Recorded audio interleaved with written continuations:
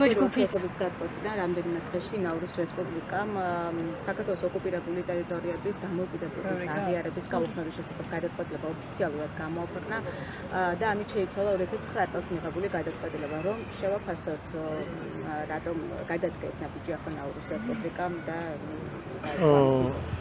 ძალიან ვფიქრობ, სწორი და მნიშვნელოვანი გადაწყვეტილება იყო და ეს არის განპირობებული იმით, რომ ჩვენი საგარეო საქმეთა სამინისტრო აქტიურად მუშაობს აბსოლუტურად ყველა მიმართულებით, რომ ჩვენი ქვეყნის სუვერენიტეტი, ტერიტორიული მთლიანობა რამდენად მნიშვნელოვანია ქვეყნის შიგნით ეს ძალიან კარგად იცის ყველამ და რა თქმა უნდა ქვეყნის გარეთ აუცილებელია გაგრძელდეს მუშაობა აღნიშნული მიმართულებით. სამწუხაროდ უნდა აღინიშნოს ის, რომ ტერიტორიების გარკვეული ნაწილი ჯერ კიდევ ოკუპირებულია, ჯერ კიდევ სერიოზული გამოწვევაა და ჩვენი მთავარი ერთ-ერთი უმნიშვნელოვანესი პრიორიტეტი გახლავთ ის, რომ ყველაფერი გავაკეთოთ იმისთვის, რომ დავიბრუნოთ ტერიტორიები და მოვახერხოთ აფხაზებთან, ოსებთან თანაცხოვრება და რა ვიცი, საქართველოს მთავრობა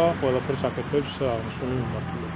საინიციატივო ჯგუფის ინიციატივასთან დაკავშირებით უნდა გითხოთ, რომელიც ახალ სამართლებრივ მექანიზმს გულისხმობს, რომელიც დაიცავს ეკლესიებს, სიწმინდეებს, ისტორიულ გმირებს და ქვეყნის იდენტობას და საუბარი არის საკანონმდებლო ინიციატივაზე გადმოტანა მოხდეს სხვადასხვა ქვეყნის პრაქტიკებიდან და გაჟღერდა ბრიტანული პრაქტიკის იდეაც. რას ფიქრობთ თქვენ აი ამ ინიციატივასთან დაკავშირებით და საერთოდ რამდენად მნიშვნელოვანი და საჭიროა და ამ ბრიტანულ პრაქტიკასთან დაკავშირებითაც ვგაქვთ რამე ინფორმაცია?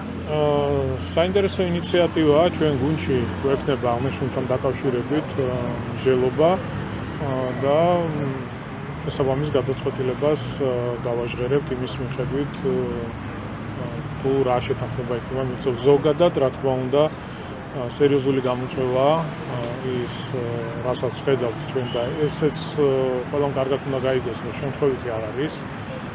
ეს რა თქმა უნდა ყველაფერი გარედან თავს მოხეულია, არის კონკრეტული დავალებები, კონკრეტული მიმართულებებით. უნდა მოხდეს შეურაცხყოფის მიყენება, რა ვიცი, უამრავი ფაქტი შეგვიძლია მოვიყვანოთ იგივე ეკლესიის წინააღმდეგ, როგორ იბრძოდნენ წლების განმავლობაში და დღესაც გრძელდება ჩვენი სარწმუნოების წინააღმდეგ, წარმატებული ადამიანების წინააღმდეგ, საამაყო მამულიშვილების წინააღმდეგ და ასე შემდეგ. ეს შემთხვევით არ ხდება. ეს რა თქმა უნდა ყველაფერი წამოსულია გარედან და თუ ნახავთ და შევხედავთ თუ ვინ აკეთებს ამ ყველაფერს, ვინ არის ეს ორგანიზაციები ან კონკრეტული ადამიანები, თუ გავყვებით ბოლომდე ნახავთ, რომ უცხოეთიდან მიღებული დაფინანსებით ხდება ამ ტიპის ორგანიზაციების დაფუძნება, ძალადობრივი ორგანიზაციების სახალისება და ასე შემდეგ. რა თქმა უნდა, აღნიშნულ ინიციატივას გავიგლით, გუნდში იქნება მსჯელობა და შემდეგ მივიღებთ გადაწყვეტილებას. და რამდენად მნიშვნელოვანია, რომ ეს პრობლემები საკანონმდებლო დონეზე მოწესრიგდებინა და კი, რა თქმა უნდა, დასარეგულირებელია ეს ყველაფერი, კანონის ქვეშ უნდა მოექცეს. ჩვენ ვიცით, რომ სიტყვის და გამოხატვის თავისუფლება ქვეყანაში დაცულია, ნებისმიერ ადამიანს შეუძლია გამოხატოს თავისი მოსაზრებები სხვადასხვა საკითხთან დაკავშირებით. მაგრამ აზრის თავისუფლება არ ნიშნავს შეურაცხყოფის მიყენებას, ბილსიტყვაობას და ასე შემდეგ. ეკონომიკურ მოძრაობაში განმავლობაში ერთი წამით ანუ დავიწყე და ეკონომიკურ ზრდასთან დაკავშირებით გკითხავთ, ბოლო წლების განმავლობაში მზარდი არის ეს ტენდენცია, იზრდება ეკონომიკა და ბოლო მონაცემებით აი ივნისის თვეში 8.6% არის გაზრდილი. რამ განაპირობა ეს ტენდენცია, ამაზეც რო გითხრათ? ნუ პირველი ხაზი მინდა გაუსვა იმას, რომ ძალიან მნიშვნელოვანია ის, რომ ქვეყანა ეკონომიკურად იზრდება, წინ მიდის. თუმცა ყველაზე მთავარი და მნიშვნელოვანი არის ის პოლიტიკა, რომელსაც ატარებს ქართული ოცნება დემოკრატიული საქართველოს და რა მაქვს ხედელობაში პირველ რიგში. ჩვენი გადადგმული ნაბიჯებით, მიუხედავად იმისა, რომ უამრავი შემოტევა, ცილისწამება, ტყუილი, სიცრუეზე დაფუძნებული განცხადებები, მუქარები, რეზოლუციები, რომელიც მხოლოდ და მხოლოდ ტყუილით არის გაჯერებული, მიუხედავად ამისა, ჩვენ ვდგავთ ისეთ ნაბიჯებს, რომ შევინარჩუნოთ მშვიდობა ქვეყანაში. რა თქმა უნდა, გრძელვადიან მშვიდობას და სიმშვიდეს მოაქვს ქვეყნის ეკონომიკური განვითარება, წინსვლა და ეს ყველაფერი რა თქმა უნდა აისახება საზოგადოებაზე, აისახება ჩვენს ქვეყანაზე და მომავალშიც. საქართველოს ხელისუფლება, ქართული ოცნება, დემოკრატიული საქართველო ყველაფერს გააკეთებს იმისთვის, რომ გაატაროს ისეთი პოლიტიკა, სადაც პირველ რიგში ქართული ხალხის ინტერესები იქნება დაცული. შევინარჩუნოთ მშვიდობა და მოვახდინოთ ქვეყნის ეკონომიკური დაცლება. გუშინ ნაციონალურ მოძრაობაში გაიმართა პოლიტსაბჭოს სხდომა, მაგრამ მიუხედავად ამისა, გაუგებარი არის მათი პოზიცია, როგორც თავმჯდომარესთან, ასევე მათი მოდელის შექმნასთან დაკავშირებით, ან მმართველობის მოდელთან დაკავშირებით. რას ფიქრობთ ახლა სააკაშვილის პარტიაში მიმდინარე პროცესებთან დაკავშირებით და აი ავატართან დაკავშირებით? დაკავშირებით? სააკაშვილი არ არის საინტერესო არც ნაციონალური მოძრაობა. ხო, ჩვენ ვიცით რას წარმოადგენენ ეს ადამიანები.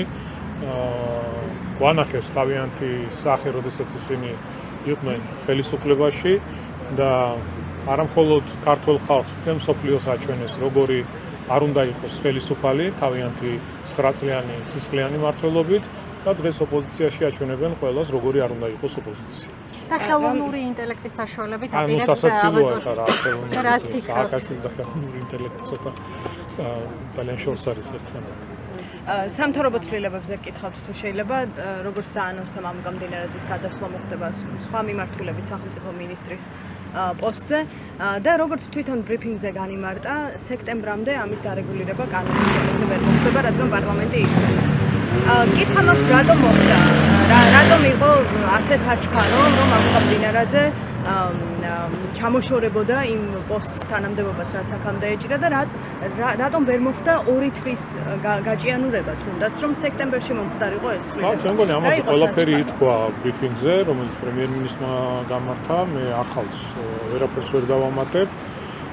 მინდა მამუკა მდინარაძეს წარმატებები უსურვო, საკმაოდ მნიშვნელოვანი და საპასუხისმგებლო მიმართულება რეგიონების მართვა, გამოწვევები არსებობს, ცხადია და ამ ყველაფერს სჭირდება დარეგულირება და წარმატებებს უსურვებ მას. კი, მაგრამ 2 თვე ვერ მოიცდიდა ვერც რეგიონული განვითარების მინისტრი ამ პოსტზე კახა გულედანი, რატომ მოხდა ეს არ ითქვა ბატონ კახა, ამიტომ დარჩა კითხვა.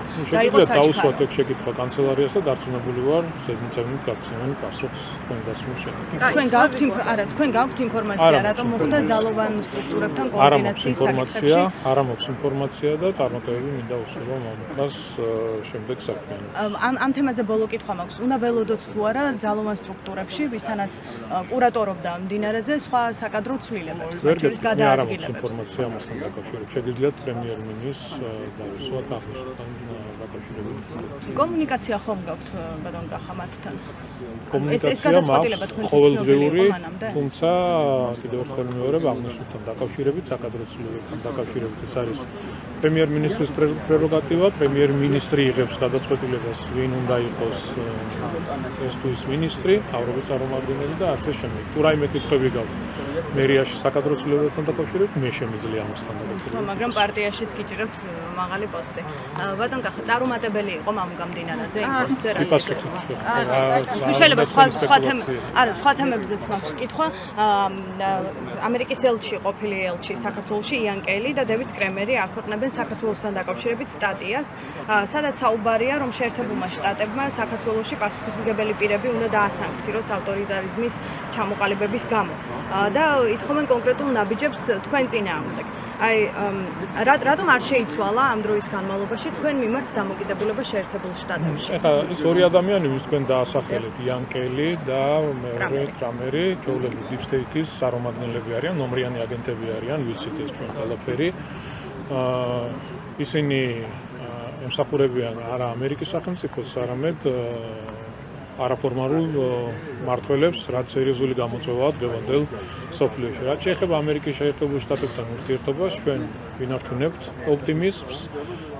არაერთი განცხადება იქნა გაკეთებული, რომ მზად ვართ თანამშრომლობისთვის, მზად ვართ იმისთვის, რომ ურთიერთობები დაიწყოს ახალი ფურცლიდან. ჩვენთვის კატეგორიულად მიუღებელია ის დამოკიდებულება, რაც ჰქონდა ბაიდენის ადმინისტრაციას. კატეგორიულად მიუღებელია ის გადაწყვეტილებები და განცხადებები, რასაც ვისმენდით, რომელიც მხოლოდ და მხოლოდ ტყუილს, სიცრუეს შეიცავდა.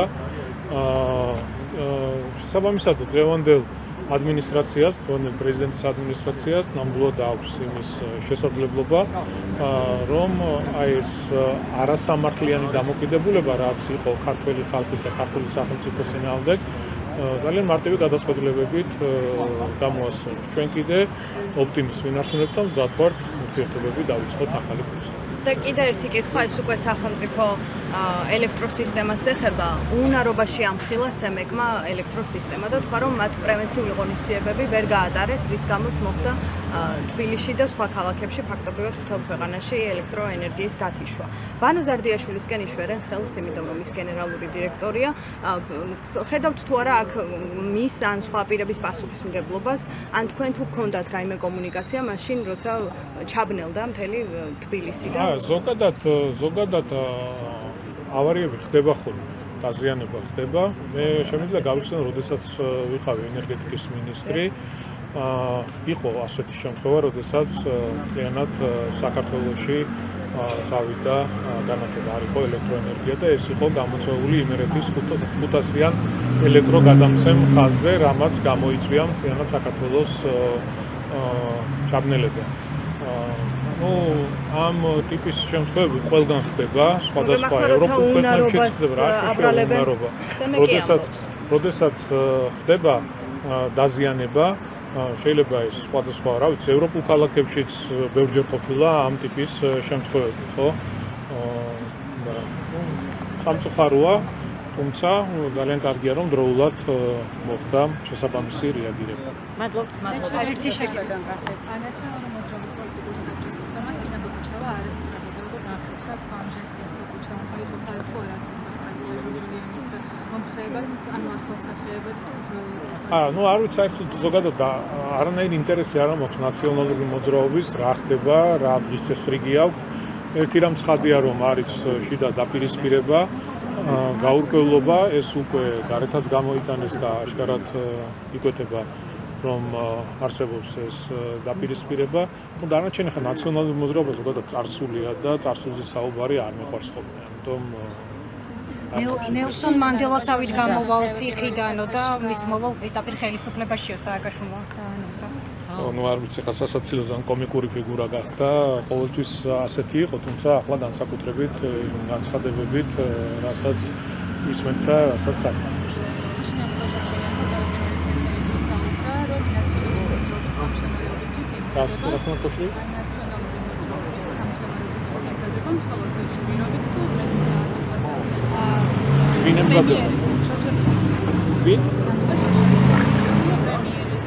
არა, ნუ არ ვიხარ, მაგითაც ყველაფერი ნათქვამია ხა, მანუკა ჟორჟოლიანი ნაციონალური მოძრაობის თავში, ამით ხო ყველაფერი ნათქვამია, რა მდგომარეობაა ნაციონალურ მოძრაობაში ხა, რა პასუხი უნდა გავცეთ, ან რა პოლემიკა უნდა გაიმართოს აღნიშნულ დაკავშირებით. ამით ყველაფერი არის ნათქვამი, რა მდგომარეობაშია ნაციონალური მოძრაობა და რას არის. და ერთი თემა, ანუ ამერიკის ახალი არჩევის მოვალეობის შემცვლელი ემედიზერი იქნება ამასთან დაკავშირებით. ხო, ნუ რა ვიცი, მე აი ხა რაც თქვი, იგივეს გავიმეორებ, რომ ოპტიმიზმს ვინარჩუნებთ, ჩვენ მზად ვართ ურთიერთობები ახალი ფურცლიდან დავიწყოთ. ჩვენთვის ძალიან მნიშვნელოვანია ამერიკის შეერთებულ შტატებთან პარტნიორობა, სტრატეგიული პარტნიორობის აღდგენა და ეს ყველაფერი ზოგადად ურთიერთობა უნდა მოხდეს ორივე ქვეყნის ინტერესების გათვალისწინებით. არაერთხელ გავაკეთეთ განცხადება, რომ ის არასამართლიანი დამოკიდებულება, რაც ბაიდენის ადმინისტრაციის მხრიდან იყო ჩვენთვის კატეგორიულად მიუღებელია და დღევანდელ ადმინისტრაციას შესწევს უნარი, რომ ეს ძალიან მარტივად გამოასწოროს. მადლობა.